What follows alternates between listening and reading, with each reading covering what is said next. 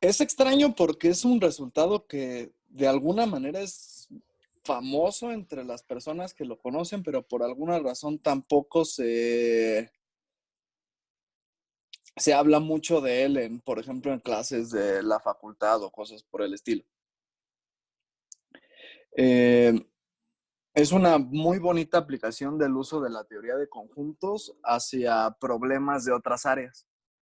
Y estoy hablando de un uso, pues, no tramposo, por así decirlo. Muchas veces cuando hay aplicaciones de un área a otra, realmente esas aplicaciones, en especial cuando son del estilo aplicaciones de teoría de conjuntos a la topología algebraica, a la geometría algebraica, a veces suelen ser un tipo de aplicaciones en el que realmente estás analizando objetos de tu rama y disfrazándolos un poco. Y siento que pues esta plática no es tanto así. Es un resultado muy bonito. Bueno, el día de hoy vamos a hablar sobre el juego de las hidras. Como ustedes conocen, pues la hidra era un animal mitológico, eh, pues muy peligroso al que pues tenía una propiedad muy particular, ¿no? Si alguien le cortaba una cabeza, entonces le volvían a salir más. La referencia es la siguiente. Me estoy basando en este artículo que se llama Accessible Independence Results for Peano Arithmetic. Fue escrito por Lawrence Kirby, este muchacho de aquí, y Jeffrey Paris, este muchacho de aquí. Les puse aquí unos dibujos mnemotécnicos para que recuerden los apellidos de los autores. Y bueno, siempre se nos hizo curioso que una persona que haya demostrado un teorema sobre juegos en alguna rama de las matemáticas se apellidara Kirby. Bueno, ¿qué es una hidra?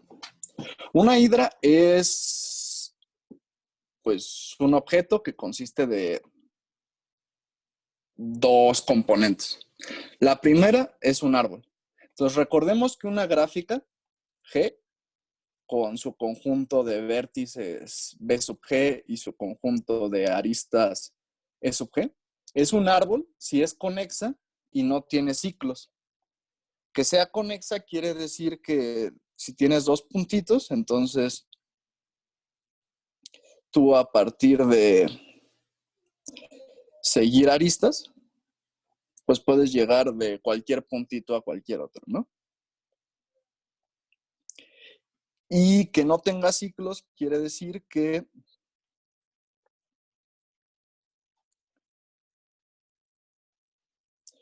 pues para cualquier puntito A, si tú empiezas a recorrer las aristas de la gráfica y vuelves a llegar a A, entonces llegaste por el mismo vértice por el que saliste. ¿Va? Entonces, eso es un árbol. Ahorita solo estamos pensando en gráficas finitas y por lo tanto en árboles finitos. Y bueno, una hidra es un par ordenado G, C, donde G es un árbol y C es un vértice en la gráfica. Un vértice como distinguido que estamos fijando. Estas mismas nociones que estoy dando en términos de gráficas se pueden dar en términos, pues, de árboles vistos en el sentido de órdenes parciales y son equivalentes. Entonces, aquí tenemos varios vértices.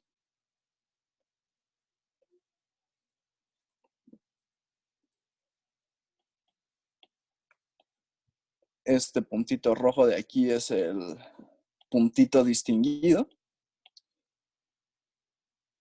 Y aquí tenemos las aristas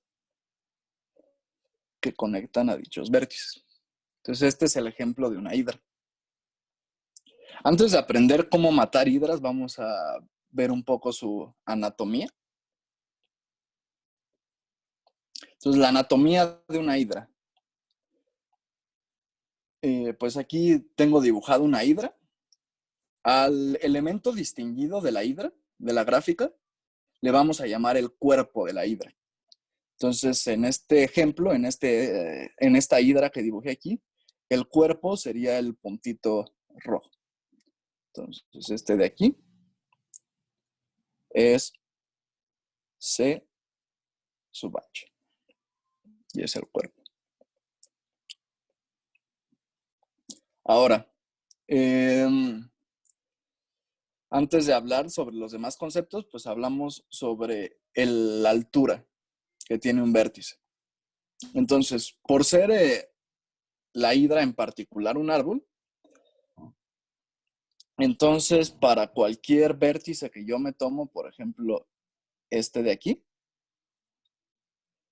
pues hay un camino óptimo para llegar de dicho vértice al cuerpo. En este caso, pues me bajo acá y luego me bajo acá. Ese camino lo puedo representar por una eneada, donde si este es el vértice A0 y este es el vértice A1, entonces el camino es A0, A1, CH. A esta eneada, cuando es como la más óptima, se le llama trayectoria. Entonces,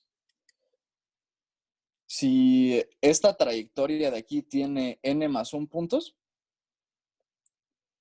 entonces voy a decir que A0 está en el nivel n. Por ejemplo, en este caso, pues el cuerpo está en el nivel 0.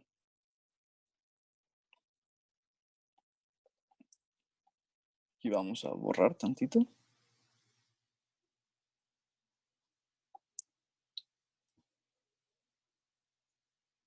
Todos estos vértices que estoy encerrando están en el nivel 1. ¿Por qué? Pues porque nada más para llegar de dicho vértice al cuerpo, nada más tengo que pasar por una arista. Los vértices que están en el nivel 2, vamos a borrar, serían este de aquí, este de aquí, este de aquí, este de aquí y este de aquí. Así igual en el nivel 3, pues tenemos a este, a este, a este, a este, a este, a este, a este, a este, y ya, ¿no? Y en el nivel 4, pues solo tenemos a este monito de aquí. Entonces, esa es la altura de un vértice. Ahora, un vértice B le vamos a llamar cabeza si no está en la trayectoria de ningún otro vértice al cuerpo. Entonces, en este ejemplo, en la hidra que yo dibujé, las cabezas son exactamente los puntitos verdes. Si yo me tomo cualquier otro puntito, digamos, por ejemplo,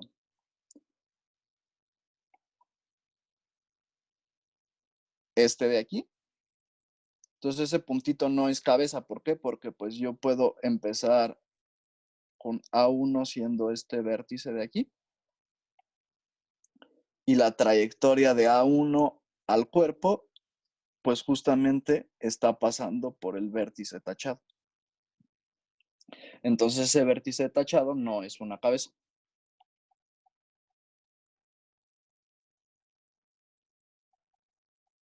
¿Va? Y bueno, los cuellos son los vértices que no son cabezas ni cuerpos. En este ejemplo, los cuellos los estoy pintando de color rosa.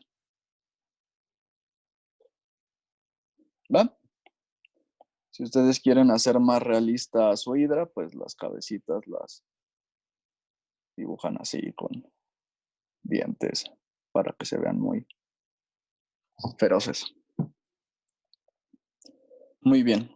Esas son las partes de una hidra. Ahora, ¿qué es cortarle la cabeza a una hidra? Bueno, si yo tengo una hidra, por ejemplo, como la de aquí, entonces cortarle una cabeza significa, pues, justamente lo que el nombre indica, agarrar una de las cabezas que tiene la hidra, en este caso, esta de aquí, por ejemplo, y borrar dicha cabeza junto con la arista que une la cabeza al cuello. Entonces, eso es cortar la cabeza de una hidra. Vamos a volver a dibujarlo como estaba.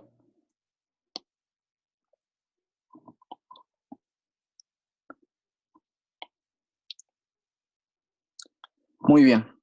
Entonces, pueden pasar dos cosas cuando le corto la cabeza a una hidra.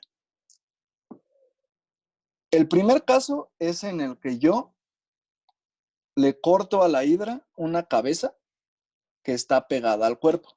Por ejemplo, esta.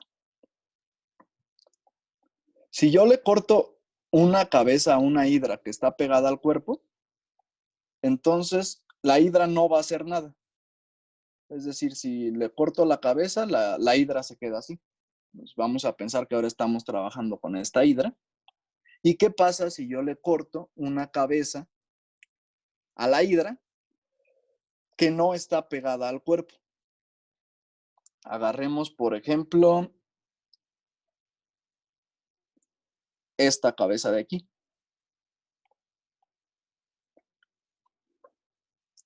Si yo le corto una cabeza a la hidra que no está pegada al cuerpo, entonces la hidra va a hacer lo siguiente.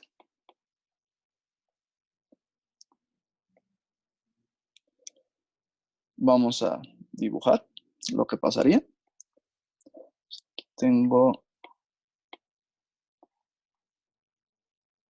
cabeza.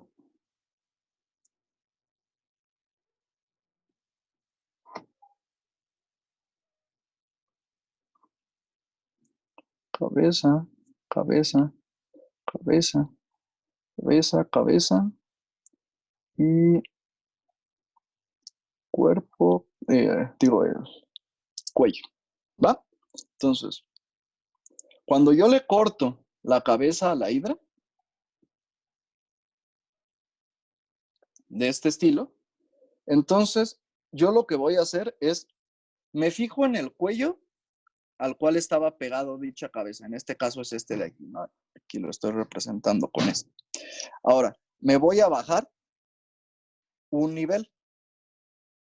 En este caso, a donde me voy a bajar es al cuerpo. Y ahora, en dicho nivel, ya sea el cuerpo o sea un cuello, voy a repetir el dibujo que tenía del cuello al que estaba relacionado la cabeza que corté, unido con una línea. Es decir, en este caso, lo que voy a hacer es repetir este patrón y lo voy a repetir 2 veces. Entonces, repito lo que quedó en el cuello de abajo y aquí vamos a ponerle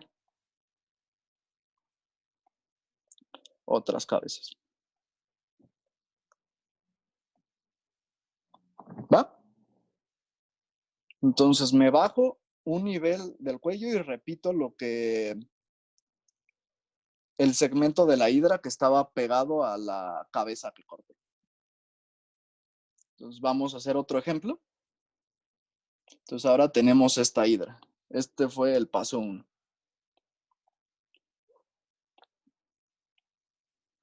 Ahora vamos a cortarle, digamos,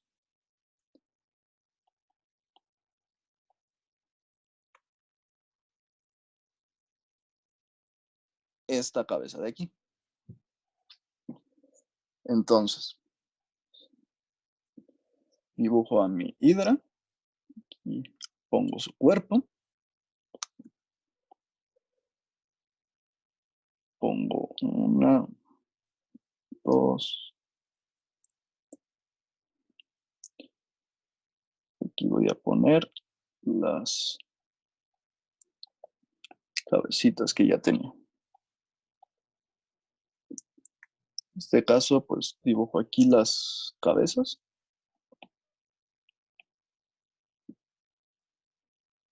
Aquí cometí un error. Este de aquí.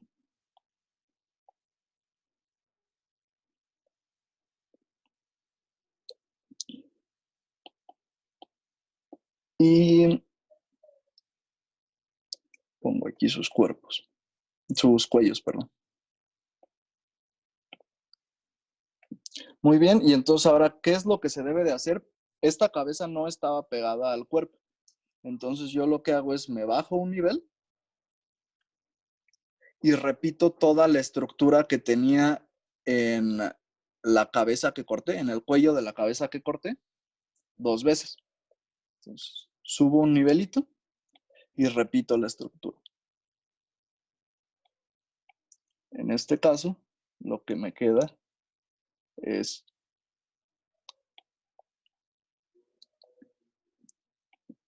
esto de aquí.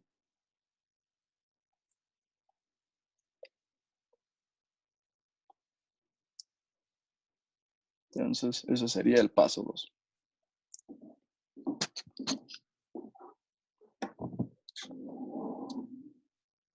¿Puedo hacer un paso más?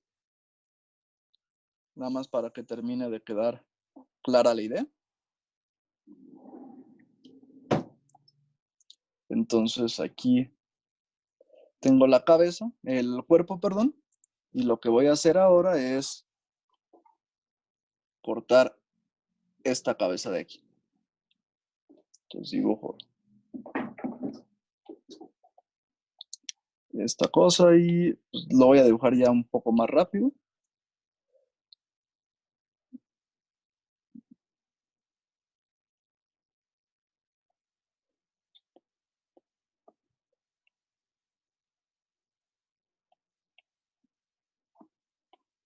Aquí tenemos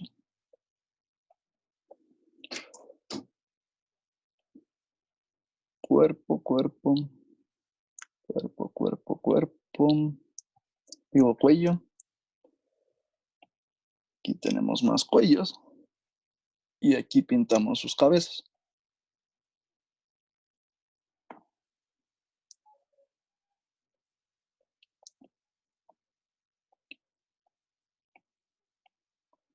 ¿Va?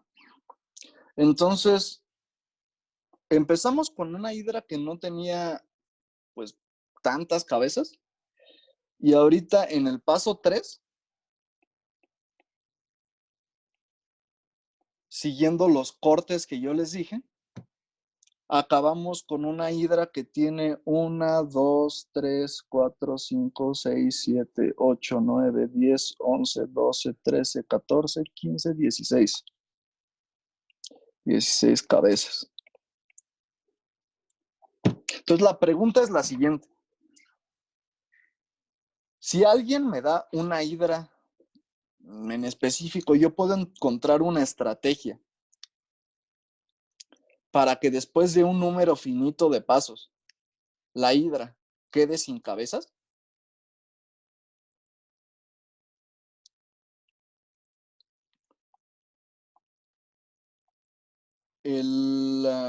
Ese es básicamente el problema. Existe una estrategia para matar a una hidra en particular y bueno, más en general. ¿Hay una estrategia como general para matar a cualquier hidra? ¿O habrá algunas hidras que no se puedan matar? Evidentemente hay hidras que sí se pueden matar, ¿no? Por ejemplo, si yo me considero, entonces aquí voy a poner un nuevo ejemplo. Me considero esta hidra que simplemente es un cuerpo y una cabeza. Entonces, una vez que yo le quito esa cabeza, como la cabeza estaba pegada al cuerpo, la hidra pues se queda sin cabeza. Ya la maté. En este ejemplo, en el original que había puesto, pues parece ser que cada que yo le corto una cabeza que no sea esta de aquí, pues me están creciendo muchísimas más cabezas. Entonces, ¿será que puedo o que no puedo matarlas? Para contestar esa pregunta, vamos a asignarle a la hidra, a todas las hidras, una complejidad. Entonces, para ver qué me refiero con esto, vamos a hablar un poquito sobre teoría de conjuntos.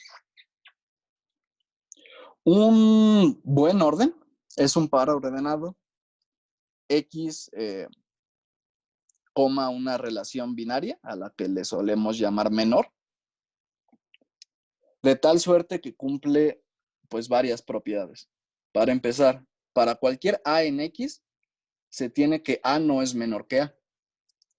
Lo segundo es que si A y B están en X y A es distinto de B, entonces o A es menor que B o B es menor que A. La tercera, que es la transitividad, si A es menor que B y B es menor que C, entonces A es menor que C. Estas primeras tres propiedades harían que el par ordenado X, menor fuera un orden total. La cuarta propiedad es la que hace que X sea un buen orden.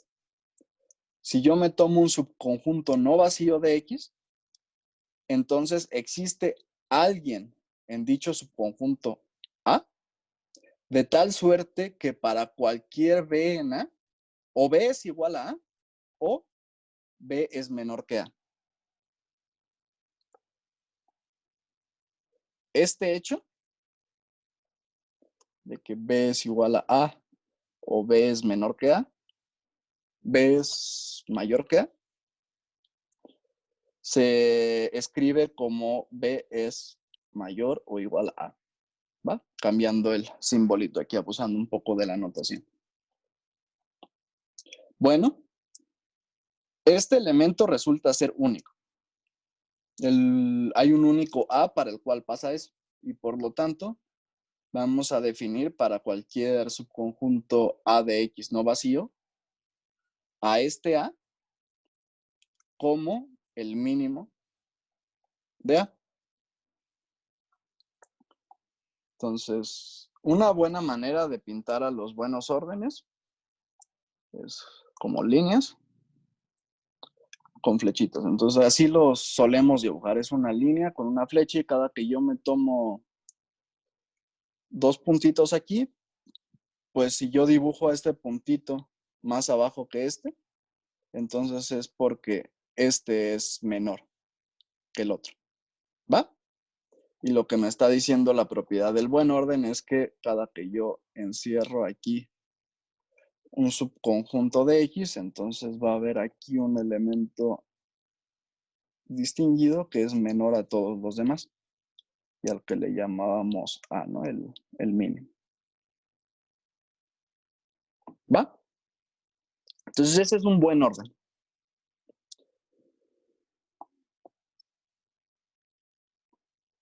Ahora, voy a utilizar este teorema de aquí. Existe un buen orden, J, menor, tal que los naturales se quedan contenidos en J. Un ejemplo, por cierto, de buen orden es los números naturales. Eso se suele enseñar en primero o segundo semestre de licenciatura. Por cierto, mis naturales tienen al cero. Entonces, la primera condición es que los naturales se quedan contenidos en J. Y de hecho, este orden de aquí extiende al orden en los números naturales. Es decir, se comporta de la misma manera que como se comporta el orden usual. El punto 2 es, para que esto no sea trivial, es que hay un elemento en J que no es un número natural.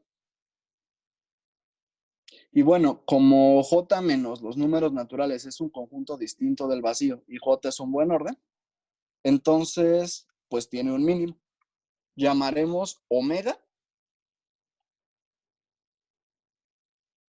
al mínimo de dicho conjunto. ¿Va?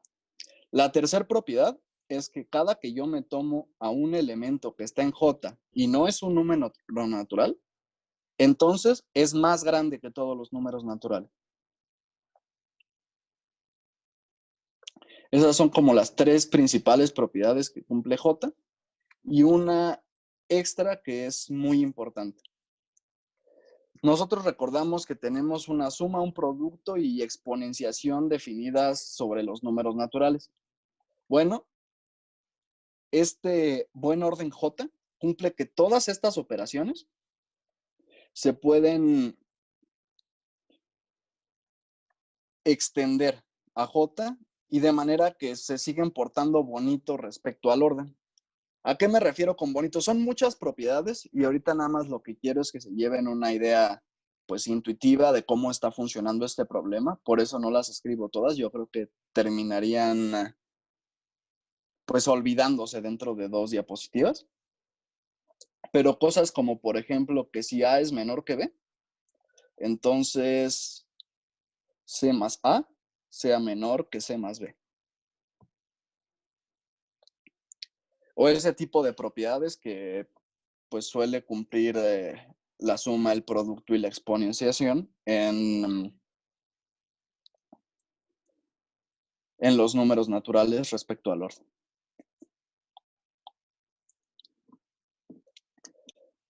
Para las personas que sepan un poco más de teoría de conjuntos, este J resulta ser el... entonces, lo voy a poner aquí, si sabes ordinales. Pues J es igual al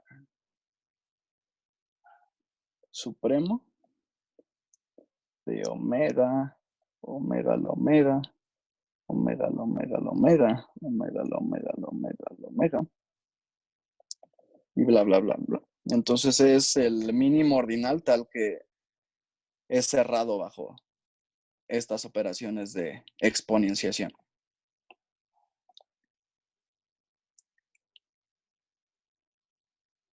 Y pues para las personas que sepan teoría de conjuntos, recordemos que justamente ese ordinal, debajo de ese ordinal, la suma, el producto y la exponenciación se comportan aún más bonito de lo que se comporta las operaciones en todos los ordinales.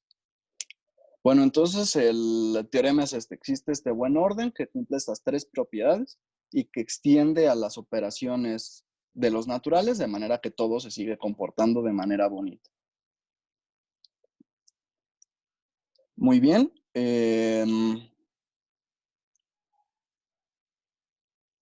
Pues ahora sí vamos a analizar la complejidad de la hidra. Nada más que antes de eso, déjenme hacer un dibujito de cómo se ve ese ordinal J. Entonces, la idea es esta. Aquí tenemos a los números naturales. Aquí tenemos al 0, aquí está el 1, aquí está el 2, aquí está el 3, aquí está el 4, aquí está el n. Y arriba de todos los números naturales, que están representados por esta flechita de aquí, tenemos a un número al que le vamos a llamar omega. Y bueno, arriba de omega tenemos más puntitos, que ya quién sabe cómo se ven. Lo importante de eso es que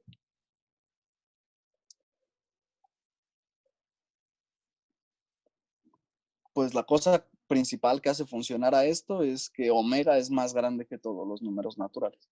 ¿Va? Entonces, muy bien. Vamos a asociar una complejidad a una hidra. Y cuando digo asociarle una complejidad, estoy refiriéndome a que a todas las hidras les voy a asociar de manera única un elemento de J. Mientras más chico sea dicho elemento, voy a decir que la hidra es menos compleja. Entonces, ¿cómo hago eso? Paso, entonces, voy a empezar por asociarle elementos de J a los nodos, empezando por arriba. Si un nodo de la hidra es una cabeza, un vértice es una cabeza, perdón, entonces le voy a asociar el número 0. En este caso, los nodos...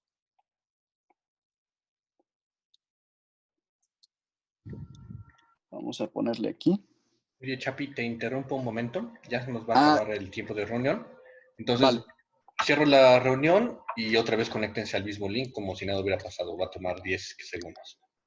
Vale. Entonces, nos vemos ahorita todos en unos segunditos.